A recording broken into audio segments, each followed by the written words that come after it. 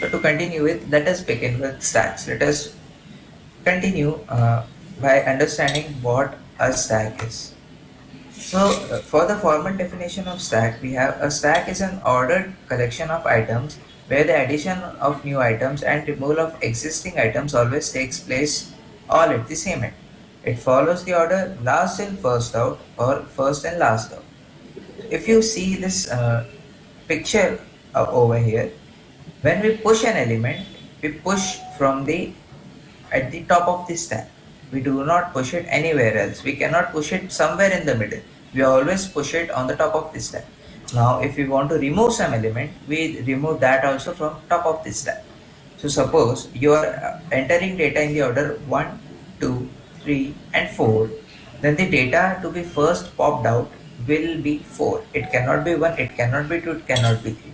That is the basic point or the basic function of stack, to not allow removal of any element or insertion of any element from any end. It can be only through one end. So for some examples of stack, if you see, these are some real life examples. Suppose you have a multi-flavored ice cream cone, then uh, you can completely consume the flavor at the second level only by consuming the first level. You cannot consume the second level without disturbing or uh, without disturbing the first level. So that is how stacks work. Stack works. If you consider this plate, the diagram over here, that is a plate. If there is a high risk at raising at least 10 or 15 plates and then pulling out the 11th plate. So what people do, they pick out the they pick out the first plate at the top.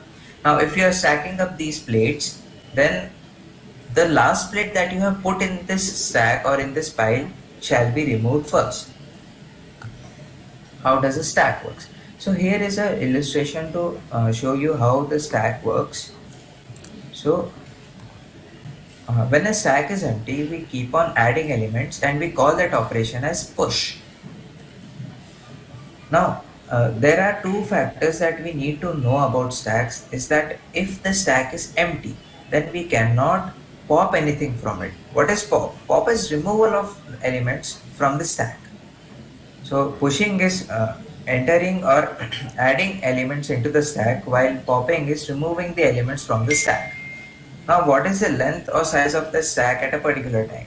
So the number of elements in the stack are its length or size. Now, when is a stack empty? Or what can we not do if the stack is empty? We cannot pop an element. We can always push an element, but we cannot pop an element if the stack is empty. So the operations that are to be performed on a stack are push and pop, as explained earlier. So in the push operation, suppose we have a stack here, this example, the first one. So A, B, C, D, and we are pushing E. So then this top pointer moves on to E, and this stack now is of size 4 as compared to earlier, that was now it is of size 5 as compared to earlier 4, with the top of the stack being E, while earlier the top of the stack was D. Now pop operations. We can only pop E. We cannot pop D, C, B or A. So when we pop E, the top of the stack moves back to D. Size of the stack decreases from 5 to 4. These are the two basic operations that are performed on a stack. So if we go by words, push, it is used to insert elements into the stack. Pop, it is used to delete elements from the stack. And top, it represents the current location of data in the stack. So when we come to the programming aspect of stacks, so there are three things. Of course, push to insert an element, pop to remove an element, and third is a very important thing, that is the top pointer. The top pointer points at the top of the stack. If you do not, if this top pointer is pointing at some other place other than top of the stack, then it is a malfunction. It is, the stack is not working correctly. So you need to again revise your code, or you need to find the mistake that is causing this problem. Now, how to push an element into the stack? So we have considered linked list earlier. So we have a node. So in that node, we enter the data. and the pointer of that node decides where the next element of the stack is. So insertion at a comma top comma item comma max. So we are currently looking into the algorithm of push. So if we want to insert, if top is equal to max, now this max thing comes in play when you are using arrays to implement data, arrays to implement stacks. Because arrays of fixed size. Suppose your array is filled and still you want to enter something, then it will show that stack overflow. That means the stack is overfilled, or there is no more data space, memory space left to push any more elements. So if I use this example to explain you guys, at the first instance, this stack is empty. That is 0, 2, 1, 3, 4 are the positions in that array. The stack is empty. We have the top pointer pointing at null. Now, as soon as we push 2, we have the first element of our stack, that is, and hence the top pointer is also pointing towards that. Now when we push 4, the first element of the stack is 4 and the top pointer has moved. Then we push 6 and we have 6 in the stack, and also the pointer is pointing at the top of the stack, that is 6. Then we push 8, we have a pointer at 8. Then we push 10 and we have pointer at 10. Now when we go to push 12, we do not have any further empty blocks to enter 12 in.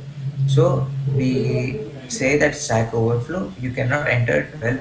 If you want to enter it, you will have to pop something out. How do we pop something out? So while popping, I'll directly explain you with this example.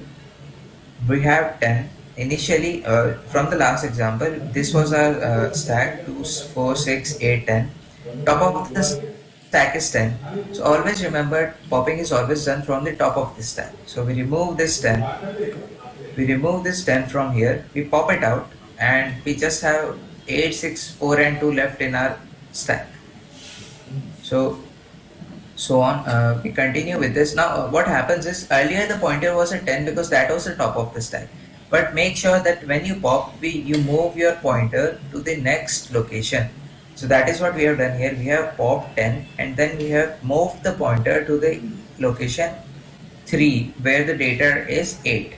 Similarly, when we pop 8, we remove 8 from the stack and we move our pointer to 6. Then when we pop 6, we remove 6 and we move our pointer to 4. Upon popping 4, we move our pointer to 2, and after popping 2 as well, we point our top to null. Now when we again try to pop, because top is equal to null, we say stack underflow. That means stack is empty, there is no more elements to be popped. So now let us go on and code stacks. Now before that, we'll be coding all the algorithms or problems today in C++ language. So if you all have an compiler already in your systems, use that. Otherwise, if you immediately want a compiler, you can directly go to www.onlinegdb.com. It is an online compiler, or you can also use any other online compilers that you are friendly or known about. I'll be using VS Code because I have the C++ programming set up in my VS Code. Okay, so to start with, I hope you all have your compilers open. So I'll wait for a minute or so. Open your compilers, set them up. Here I have already created a folder code asymptote in which I have created a file that is stack.c. So as soon as you guys are ready, just type yes in the comments and we'll go on with the code.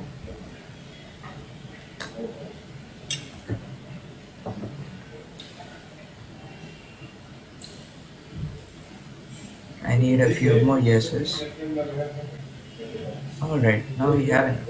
Okay, so let us start. So in C++ we have the header file. We'll include the header file iostream. Then using namespace std. Now let us see how a node is defined.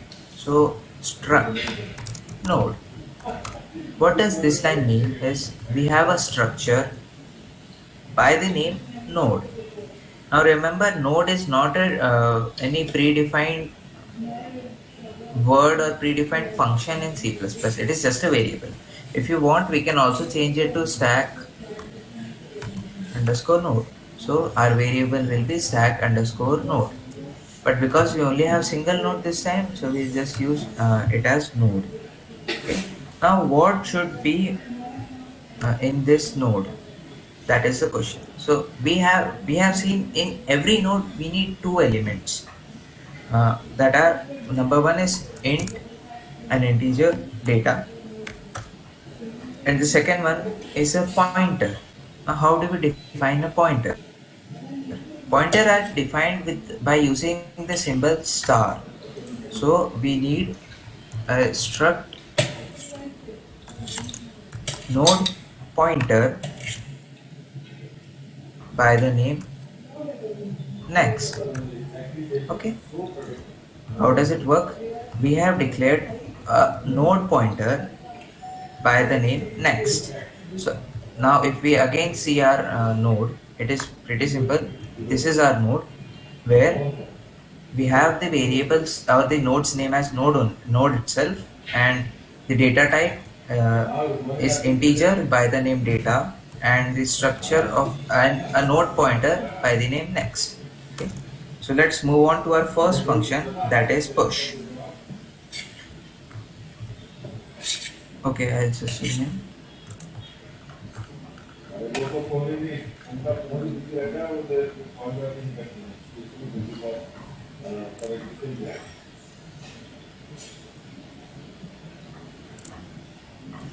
I think it is clearly visible now. Type yes if it is. I'll just again see. So I hope it is now clearly visible. So let's move on. Okay, so let us define our first function, that is push. Now how do we define push? So for it should be a void because we are not returning any value here. Void push. We'll take an integer data d or an integer input d. So now to start with, we need a pointer top. Now if I define this pointer in this push function, then this pointer will be again and again defined every time you call push. But we do not want that to happen, and also we want this pointer to be accessible by other functions as well. That is our push, pop or display functions. So we'll declare in the outside this function struct node pointer top. Okay, so this pointer by the name top will be accessible to all the functions in this file. Okay, so we have this void push. Now because we are using linked list, we will not consider the possibility of stack overflow because linked list is dynamic. It is not a static, or we do not have fixed memory size. It is variable. If you want to add 10 elements, it will create 10 nodes. If you want to add 20 elements, it will create 20 nodes. But there is no case of having a stack overflow. So let us create a temporary pointer. So we'll have struct node pointer temp. So temp is our temporary pointer, and temps data is equal to d. Now you might be wondering what is this symbol here. So to access the elements or the inputs or the variables that you have defined in that node, so you need to use this symbol, that is hyphen and greater than symbol. This is no other symbol, this is just hyphen and greater than. So temps data is equal to d, because and this d is our input that we have taken from the user. Okay, so now we'll assign the top. We also have one more thing in between, so we'll assign temps next is equal to top. How is this working? I'll show you with an visualization or an example. Suppose this no, this is the Yeah, this is a stack. So this is the top pointer which is pointing at null right now. So this, if the pointer block is having a slash, that means it is pointing to null. Suppose we want to add 10. So we push 10. So what is happening? 10 is being pushed, and the pointer of this the top pointer is pointing at 10, and the next pointer of this node is pointing to null. I'll just slow down the speed so that we'll try again. I hope this time it will be easier to understand. So when we push 10, a node is created with 10 as its data value. The pointer or the next pointer of this 10 right now is null, and this top pointer is pointing at 10. Let us add another data, that is 20. So when we push 20, what we expect is this top pointer moves to the node, or this top pointer points at 20, and uh, the this next pointer or the next pointer of 20 should be pointing at 10. So when we push, we have a node. This pointer over here is pointing to 10, and the top pointer is pointing to 20. So our stack goes from left to right. So what the leftmost element is at the top, and the rightmost element is the bottom of the stack. So for that, let us move on back to our code. So that is what I have done here. When you consider, I'll skip a back and again explain you. So we have tried and pushing 20. So this is our stack. This is our new pointer, or this is our new node, that is temp. The data of temp is d, that is 20 in this case. And right now, if you see, I have not assigned the next pointer of temp. So I will do that before assigning top to next. So temps, actually I can either directly assign temps next is equal to null, but the point is, as soon as we move on, if we continue, we will want that this temps next should be pointed to 10, or which is currently the top pointer. So that is what I have done here. I will once again omit this line because this was just to explain you. So this is what I have done. This was our temporary node. So the next of this node, that is this next pointer, should be pointing at 10. Now once we have done that, if we continue, what then the next step what we'll want is this top to point at temp, or this data type. So we'll just do that. Temp or top is equal to temp. That's it. This is our push function. Now coding a stack is very easy and straightforward because it does not have many complicated steps involved in it. Okay, so our push operation is completed. If I So now we'll move on to the pop operation. Void pop. Now for the pop operation, we'll not be taking any value. We'll be directly popping the elements. So for that, let us once again create our node pointer again by the name temp. Why I am again and again defining this node pointer is because whenever suppose this if I do not assign again and again, it might create some problems. It's not necessary that yes it will. It might create some problem that right now this temp had already had data or d in it. Now if I'm again using it, there might be some problem. So instead, on the safer side, it is better to declare a new temp at every time we call any function. So while popping, we had one condition, that if the stack is empty, we print that there is a stack underflow. So for that, we'll create an if condition. If top is equal to null. Now in what case will the stack be empty? If the top pointer is not pointing at any element, if there is no element that is at the address pointed by the top pointer, then the stack is empty. So that is what we have written here. If top is equal to null, then cout stack underflow. And what does that mean? Stack is empty. Okay.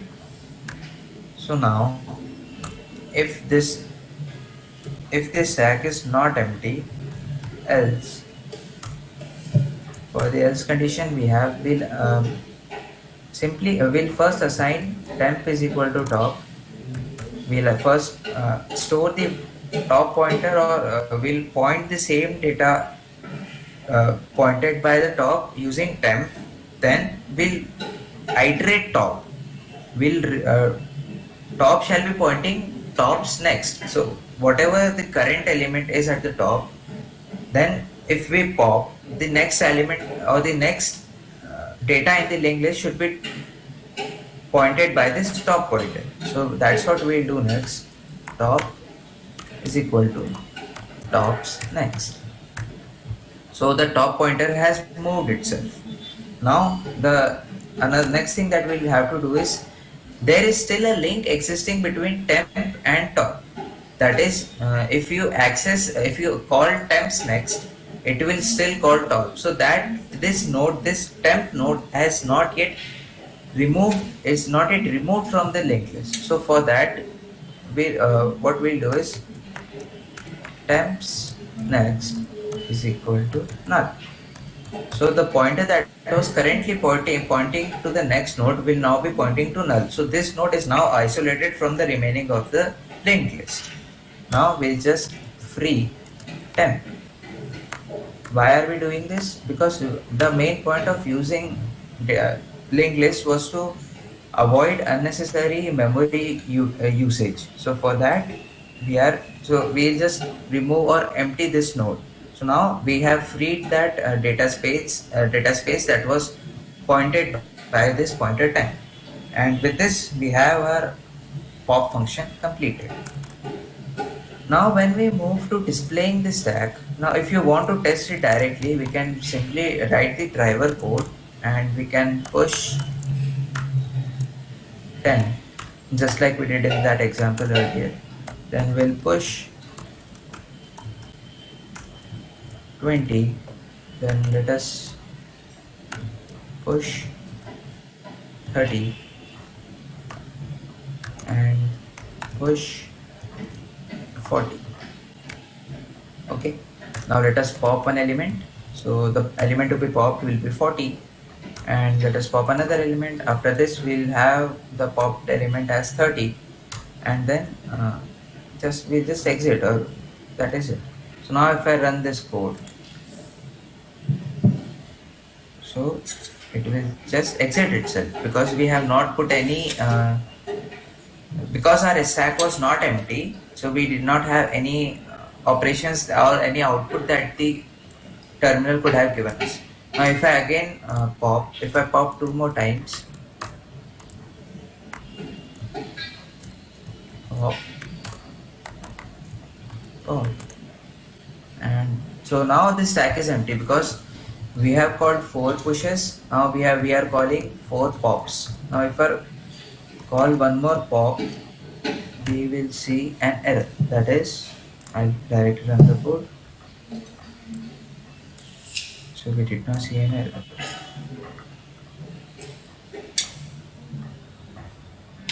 Top. When we move on to pop.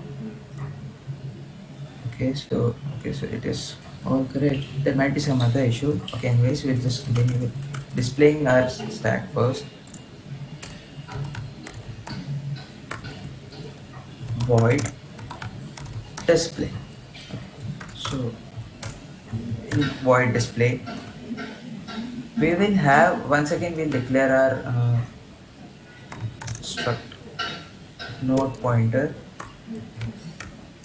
10. Okay. Right now we want the temp to be pointing, or the temp to be equal to top. So if you see this example, I'll play this animation and I'll continue with adding 30, and as you can see how this worked, and then 40 push. Okay, so now the starting of this linked list is at 40, and 40 is next is and so on. If we reach null, then that is the stack. So 40 is next is 30, 30 is next is 20, 20 is next is 10. So we'll start with top itself. That is what I have done here. Temp is equal to top, and then we have next element as 30. So if we move on, if we keep iterating, we will have to keep iterating until we do not encounter an null. So if the temp pointer is currently pointing at 40, then the next time it will be pointing at 30, then it will be pointing at 20, then it will be pointing at 10. After 10, it will be pointing to null. So until we do not have temp is equal to null, we'll keep on iterating. So for that, while temp is not equal to null.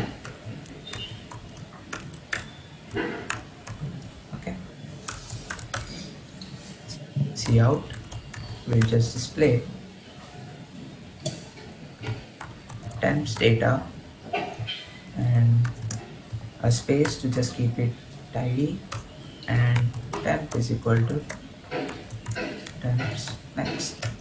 Okay, so let us see if we have done it right. So in the display function, we have a temp pointer that is pointing at the top, and while we do not encounter null until the temp pointer is not null, we keep on printing out the datas, and temp is equal to temps next. So instead of these four pop-up positions, we'll simply call display. So this time let's see if we get some output. Okay, yes. So this thing that I forgot was in C++, you like in C, if you have come across the OOP in the OOP concept or the OOP subject of yours, in C we use malloc. That is to declare this node or to assign a node or the space to this. We create a node by that and we point that pointer temp to that. So in C++, what we do is we use the function new node. So in this, by this function new node, what we used to do using malloc in C, or in C, we use a new node in C++. So again, we needed this new node only over here because we are creating a node only here. At the rest of the places, we are just popping or we are just removing the nodes. Let us try once again. And here we have our display as 40, 30, 10, 20. If we see the visualization, just close this. This is of no use now. So if we see this visualization, we started with 40, then 30, then 20, then 10. So that is how our stack is being represented over here. Now if I call 4 pop operations in medium, pop, pop, pop, pop,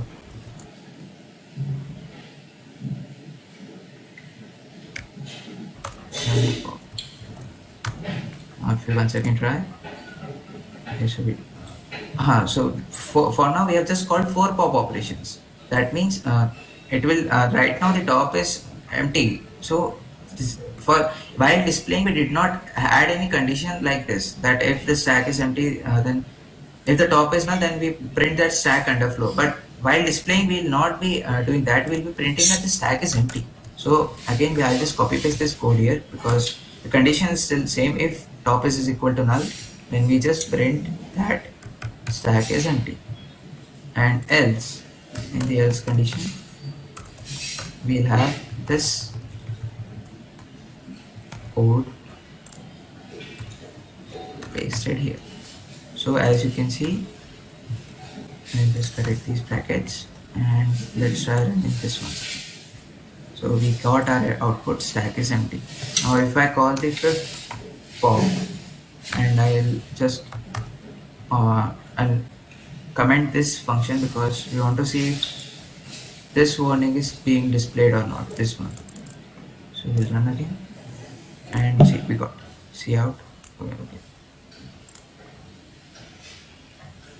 See out is not name type. This is some weird error. Anyways, so we see that stack is empty. It is at least executing it. So I once again check by allocating this issue. Okay, I'm getting an error in push 10. So close your parenthesis. If you just have, if that is the exact code that you have entered, then push bracket 10. Otherwise, you head over to our Discord and we'll have, you can have your error corrected. Okay, you are having an error in free 10. Then try delete of 10. And I hope you have included the library correctly.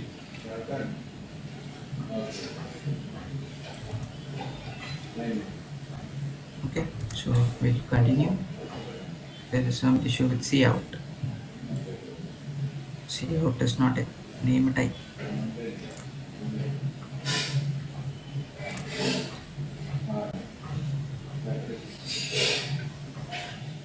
Anyways, there might be some compiler issue over here.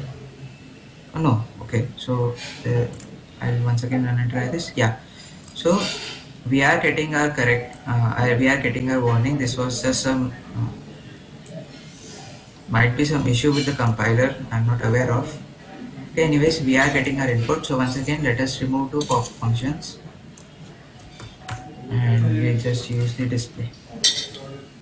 So right now, if I'm popping 4 elements and I'm pushing 4 elements and I'm popping 3, so I expect only this first element, that is 10, to be displayed. Let us try. Once again, try push 10. Expected token before. Right now it was working fine and now it is having some issue. Yeah. So again, some issue with the compiler. I'll run again. Yeah. So we are just getting 10 as our output. So this is our complete code for stack. If suppose you are getting some issue, that might be a compiler issue as well. For me it was, because while I was, even though my code was completely correct, while I was running, I still got this constructor destructor error. But once I rerun it, so it was working fine. So this was our code.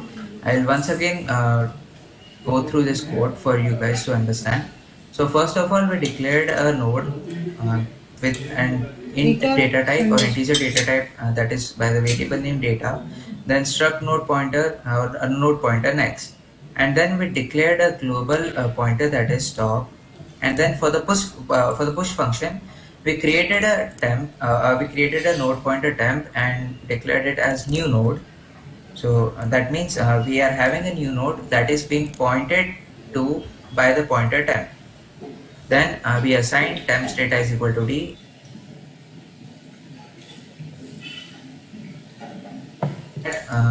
Our linked list is maintained and the top of the element is always pointed by top only. In the pop function, if the top or if the stack is empty, then we cannot pop something after that. So we have stack underflow. Now always remember, stack is empty in this display function that we use. Stack is empty is just a is to display, while this stack underflow is a condition where we try to pop something out of out of an empty stack. So there is a difference between stack is empty and stack underflow. Stack underflow comes when we try to pop something out of an empty stack. If we have something in the stack, then we assign temp is equal to top, top is equal to tops next, and we remove that temp node from our linked list by assigning temps next is equal to null, and we free temp. Now suppose there was one doubt that if you do not have free working, then try using delete of temp. Similarly to this function, just instead of free, write delete. And in the display function, we started with the top. We keep iterating until we encounter a null, and once we have, we stop there, and that is how we have displayed our contents of this stack. Now if you want to further make it like more user centric, you can use a switch case where you can have options that you display that first option is to push, second option is to pop, third option is to display, and the fourth option is to exit the loop or exit using this program. And when you use one, you take an input from the user, you call the push function, push off that inputted variable, and so on. That is how you can make it more user centric. But the point of this code was to make you understand how the coding of stack works. Okay, so with this our stack coding is done. So let us move back to our presentation. Now, where are the stacks used? Stacks are used in there are wide applications of stacks. A few of them are reversing the string. Suppose you are getting the string as spot and you want to make the string as tops or tops. So for that, what we can do is we take the string spot, we push elements. So we push s first, then we push p, then we push o, then we push t. Now, when we reverse while reversing the string, we pop the element from the top of the stack. So we pop t. So the first element now that we have is t. Then we pop o. Then the next element that we have is o. Then we pop p, and then we pop s. So this is just a very basic application of stack. You keep entering the characters, and then you keep popping the characters. So that is how reversal of a string can be achieved through stacks.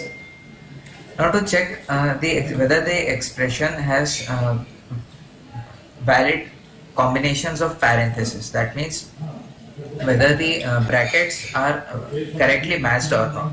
So for that, suppose we have this input as two curly braces.